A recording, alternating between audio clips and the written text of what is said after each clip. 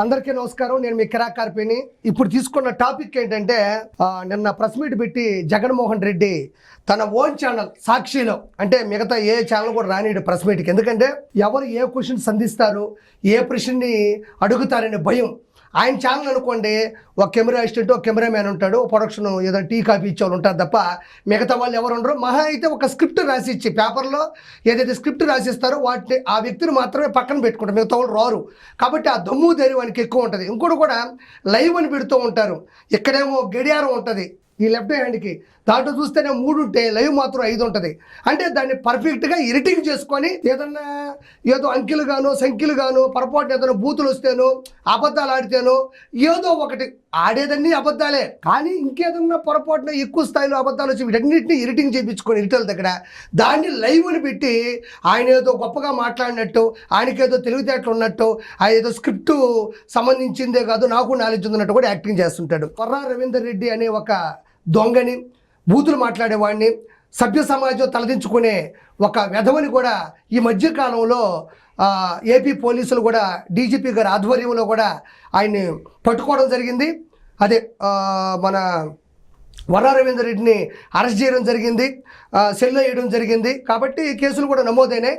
గడిచిన 5 సంవత్సరాల కాలంలో 2010 నుంచి 2024 మధ్యన డిజిటల్ మీడియాలో ఫేస్బుక్ కావచ్చు, ఇన్స్టా కావచ్చు, ఎక్స్, ట్విట్టర్లో కూడా దారుణమైనటువంటి పదజాలాలతో భయంకరమైనటువంటి పోస్టులు కూడా మనోడు పోస్ట్ చేయడం జరిగింది. రకరకాల వీడియోలు కూడా విచిత్రంగా ఆడవాళ్ళు కూడా సిగ్గుతో తలదించుకునే విధంగా కూడా వాటిని పోస్ట్ చేయడం జరిగింది. కాకపోతే మనోడి మీద కేసులు నమోదైనాయి. రెడ్ బుక్ అంటే రెడ్ బుక్ కాదు, ఎవరైతే తప్పు చేశారో సాక్ష్యాలతో కూడా దొరికారో, పద్ధతిని పాటించకుండా పెడద్రోవ పట్టారో వాళ్ళని మాత్రం రెడ్ బుక్లో పెట్టుకుంటారని ఎప్పుడు లోకేష్ గారు చెప్పారు. అదేవిధంగా కూడా అందులో వర్రా రవీందర్ రెడ్డి అనే ఒకరిని కూడా పోలీసులు పట్టుకొని లోపలేయడం కూడా జరిగింది. ప్రముఖంగా నేను ఈ విషయం ఎందుకు చెప్తున్నానంటే, జగన్మోహన్ రెడ్డి నేను ప్రెస్ మీట్లో మాట్లాడుతూ వర్రా రవీందర్ రెడ్డి చాలా అమాయకుడు, తనకి ఇలాంటివి ఏమీ తెలియదు, ఐటీడీపీకి సంబంధించినటువంటి ఉదయ్ భూషణ్ అనే ఒక వ్యక్తి ఈయన పేరు మీద ఒక ఫేస్బుక్ క్రియేట్ చేసి పెట్టాడు, మనోడు చాలా మంచోడు అని చెప్తున్నాడు. ఈ వర్రా రవీందర్ రెడ్డి గురించి ఒక మాటలో చెప్పాలంటే భారతీయ సిమెంట్లో కూడా పనిచేశాడు. ఆ తర్వాత భారతీయ గారికి పర్సనల్ సెక్రటరీ, పర్సనల్ అసిస్టెంట్ కూడా పిఏ అయిపోయాడు. కాకపోతే నేను ఏమన్నానంటే, అమాయకుడు అని చెప్పి జగన్మోహన్ రెడ్డి సూటిగా ఒక మాట మాట్లాడుతూ ఉండా. ఈరోజు ఇదే వర్రా రవీందర్ రెడ్డి గడిచిన 5 సంవత్సరాల కాలంలో ఫేస్బుక్, ఇన్స్టా, ట్విట్టర్లో కూడా దారుణమైనటువంటి పోస్టుల్ని అతను పెట్టినప్పుడు, మీ అందరికీ తెలిసినప్పుడు వాటిని మీరు ఆపలేరా? ఆపే శక్తి మీకు లేదా? శక్తి లేదంటావా? ఎందుకు లేదు మీకు శక్తి? ఫర్ ఎగ్జాంపుల్ చెప్పాలంటే, మీరు అధికారంలో ఉన్నప్పుడు మాస్కులు ఇవ్వలేదని ఒక ఎస్సీ వైద్యుడు సుధాకర్ గారు మాస్కులు ఇవ్వని అడిగిన పాపానికి అతను పిచ్చోని చేసి చంపింది వైఎస్ఆర్సీపీ ప్రభుత్వం. అమర్నాథ్ గౌడ్ అని ఒక చిన్న పిల్లాడు తన అక్కని ర్యాగింగ్ చేస్తున్నారని అడిగిన దానికి పెట్రోల్ పోసి కాల్చి చంపింది వైఎస్ఆర్సీపీ ప్రభుత్వం. ఎమ్మెల్సీ అనంతబాబు తన డ్రైవర్ని, ఎస్సీ డ్రైవర్ని చంపి డోర్ డెలివరీ చేసింది వైఎస్ఆర్సీపీ ప్రభుత్వం. తోటా చంద్రయ్య అనే ఒక వ్యక్తిని మాచెల్ల నియోజకవర్గం గొల్లపాడు గ్రామంలోని చంద్రబాబు నాయుడు గారికి అత్యంత అభిమానైనటువంటి తోటా చంద్రయ్య గారిని జై జగన్ అనమంటే, లేదు నేను జై చంద్రబాబు అన్న ఒక్క మాటకి కంఠం కోశారు. 2021 జనవరి 15వ తారీఖు ముక్కోట ఏకాదశి. అందరితో పాటు పిల్ల పాపలతో అష్టైశ్వర్యాలతో సుఖ సంతోషాలతో చేసే ఒక మంచి పండగ రోజు తోటా చంద్రయ్య గారిని కంఠం కోసింది వైఎస్ఆర్సీపీ ప్రభుత్వం. అదేవిధంగా వైఎస్ఆర్సీపీ ప్రభుత్వంలో తిరుమల తిరుపతి దేవస్థానాన్ని ప్రపంచ ప్రఖ్యాతంగా 4 దిక్కుల నుంచి కోట్లాది మంది వచ్చే భక్తుల చూస్తుండగా కూడా టీటీడీని సర్వనాశనం చేసింది కూడా ఒక వైఎస్ఆర్సీపీ ప్రభుత్వం. అంటే చంపారు, కంఠం కోశారు, దేవుణ్ణి నాశనం చేశారు. అంటే కేవలం వైఎస్ఆర్సీపీ 5 సంవత్సరాలు అధికారంతో, అహంకారంతో ఇన్ని పనులు చేసినప్పుడు వర్రా రవీందర్ రెడ్డి అనే వ్యక్తి యొక్క అకౌంట్ని ఏరే వాళ్ళు క్రియేట్ చేసి స్వయాన నీ కన్న తల్లిని, సొంత చెల్లిని విపరీతమైన బూతులు పోస్టులు చేస్తే, అరే మన అమ్మని అండమేంటి, మన చెల్లిని అండమేంటి, అది కూడా మనకు సంబంధించిన వ్యక్తి యొక్క ఫేస్బుక్ ఐడిని క్రియేట్ చేశారే అని ఇన్ని చేసిన వ్యక్తివి, కంఠాలు కోసిన వాడివి, పెట్రోల్ పోసి కాల్ చేసిన వాడివి. అంటే నీ ప్రభుత్వాన్ని నువ్వైనా 2 ఒకటి, నీ తెలియకుండా ఏది జరగదు. కంఠం పోయించిన వాడివి, పెట్రోల్ పోయించిన వాడివి, డోర్ డెలివరీ చేయించిన వాడివి, దేవుణ్ణి సర్వనాశనం చేసిన వాడివి. నీకు సంబంధించినటువంటి మీ వైఫ్ భారతీ రెడ్డి సంబంధించినటువంటి పిఏకి సంబంధించినటువంటి ఒక ఐడిని ఏరే వాళ్ళు క్రియేట్ చేసి సొంత చెల్లిని, కన్న తల్లిని తిడతా ఉంటే అది నీకు తెలుసు కూడా దాన్ని నువ్వు ఆపలేకపోయావు అంటే ఎవరు పిచ్చోళ్ళు ఇక్కడ? ఎవరికి చెప్తావు ఈ జోకులు? ఈ జోకులు మేము వేసేసి వచ్చినాం, చాలా జోకులు వేసాం మేము జబర్దస్త్లో, కొత్తగా జోకులు చెప్పబాక.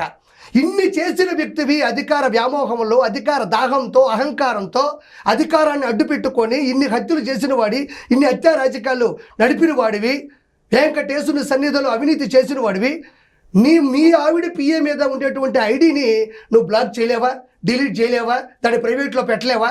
అంటే ఎవరు పిచ్చోళ్ళు ఇక్కడ? అంటే దీని అర్థం ఏంటి అంటే, నీ సమక్షంలోనే సజ్జల భార్గవ రెడ్డి అని ఎవరైతే నీ ప్రముఖ సలహాదారుడు సజ్జల రామకృష్ణారెడ్డి కొడుకున్నాడో, పిల్ల సజ్జల, వాడి నేతృత్వంలో, అంటే మీతో మాట్లాడతాడు, వాడి నేతృత్వంలో ఐపాక్ టీం కావచ్చు, మిగతా కూడా అన్ని రకాల టీముల్లో నుంచి వీళ్ళకి కోట్లాది రూపాయలు, ఈ వర్రా రవీంద్రరెడ్డి అనే వ్యక్తికి మీ డిజిటల్ కార్పొరేషన్లో నుంచి కూడా శాలరీ ఉంది. వీడు మీతో ఫోటోలు దిగున్నాడు, స్వయాన మీ ఆవిడికి సంబంధించినటువంటి పిఏగా పనిచేస్తున్నాడు, అందరూ ఒప్పుకుంటున్నారు, అందరికీ తెలుసు కూడా ఇది.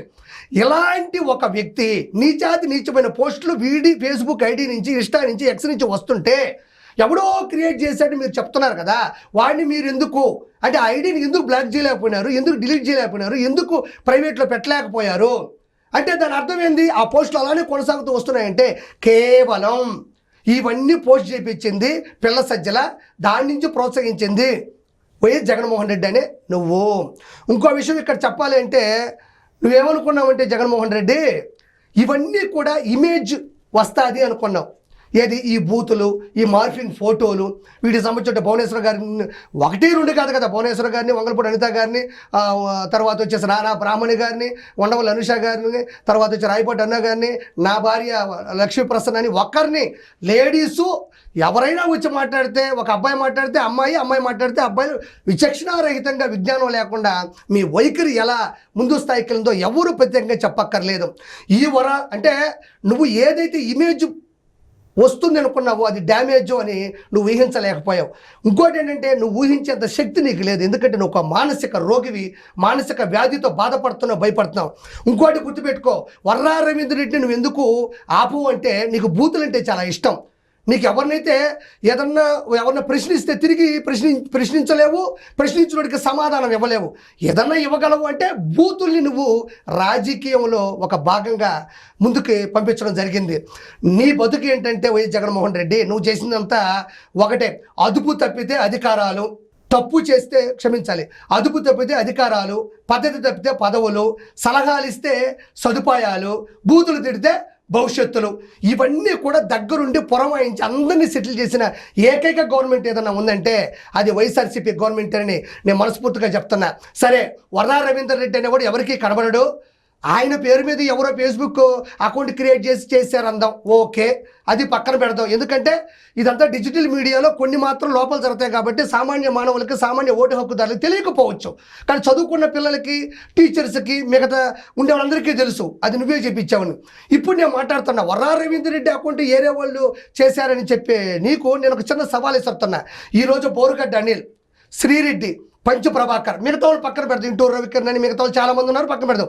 ఈ ముగ్గురు, బోరుగడ్డ అనిలు, పంచు ప్రభాకరు, శ్రీరెడ్డి అని, ఈ ముగ్గురు మా నాయకుడు, మా అన్న, మా నాయకుడు, మా అన్న, మా నాయకుడు, మా అన్న, మా జగనన్న, మా నాయకుడు అని నీ పేరు చెప్పుకుంటూ యూట్యూబ్లో కొన్ని వందల వీడియోలు పోస్ట్ చేశారు. సభ్య సమాజం తల దించుకునేటట్టు అసభ్యకరమైనటువంటి పదజాలాలతో ఆడపడుచుల్ని హీనాతిహీనంగా మాటలు మాట్లాడినారు, పోస్టులు కూడా పెట్టినారు. వీళ్ళైతే ఫేస్బుక్ అంటే ఎక్కడి నుంచి వచ్చిందో కొంతమంది తెలియపోవచ్చు. వీళ్ళు ముగ్గురు నీ పేరు చెబుతూ అన్నంటూ, మా నాయకుడంటూ, మా సేవకుడంటూ, మా శ్రామికుడంటూ, మా సైనికుడంటూ ఇన్నిన్ని ఎలివేషన్స్ ఇస్తూ ఇన్నిన్ని మాట్లాడుతున్నప్పుడు గత 2010 నుంచి 2024 5 సంవత్సరాల కాలంలో వీళ్ళు ప్రత్యక్షంగా యూట్యూబ్లోకి వచ్చి మాట్లాడుతూ ఉంటే ఆ రోజు ఏం చేస్తూ ఉండవు? అది కూడా సీరియట్ను కూడా ఎవరో ఒకరు తయారు చేసి ఒక స్క్రిప్ట్ పేపర్ ఇచ్చారా? ఒక్కరిని కాదు కదా, ఎవరు మాట్లాడుతూ వాళ్ళ మీద మామూలుగా దూషించలేదు శ్రీరెడ్డి. ఆడవాళ్ళని దారుణమైన మాటలు ఒకసారి ఆడది మాట్లాడింది. బోరుగడ్డ అనిలు, నాకు ఒక అర్ధగంట టైం ఇస్తే 1 గంట టైం ఇస్తే చంద్రబాబు గారిని లేపేస్తాను, లోకేష్ గారిని లేపేస్తాను, పవన్ కళ్యాణ్, నీచమైన మాటలు ప్రపంచం మొత్తంగా తెలుగులో చూస్తుండగా అతను కూడా పోస్ట్ చేయడం జరిగింది. పంచు ప్రభాకర్, వీళ్ళ ముగ్గురు కూడా మీ పేరు చెబుతూ ముందుకెళ్తున్నప్పుడు మీరు ఏం చేయాలి? అప్పుడు నా పేరు చెప్పుకొని చేస్తున్నారు, ఇది సభ్య సమాజంలో నాకు చాలా చెడ్డ పేరు, నేను ముందుకెళ్తున్నాను, వీటి వల్ల నాకు ఓట్లు పోతాయి, వీటి వల్ల నాకు విలువ ఉండదు, ఇది చేయడం తప్పు. ఈ ముగ్గురు కూడా మీ కన్న తల్లిని, సొంత చెల్లిని కూడా విపరీతంగా కూడా శ్రీరెడ్డి అనే వ్యక్తి అయితే దారుణంగా సాటి స్త్రీని కూడా చూడకుండా దూషించింది. ఆ రోజు ఈ మూడు నువ్వు చూసుంటావుగా. నీ భార్య కూడా ఒక మహిళే కదా. సొంత చెల్లిని కన్న తల్లిని మాట్లాడుతూ ఉంటే ఏమాత్రం కూడా పట్టించుకోకుండా వీళ్ళ ముగ్గురు మీద మీరు ఆ రోజు ఇన్ని హత్యలు, ఇన్ని పొట్రోల కేసులు, ఇన్ని చేసిన నువ్వు వీళ్ళ ముగ్గురిని ఆపలేకపోయావా? నీ చేతుల్లో లేదా? ఎందుకు లేదు? శ్రీరెడ్డిని, బోరుగడ్డని, పంచప్రభగారిని ఆపే శక్తి నీకు ఎందుకు లేదు?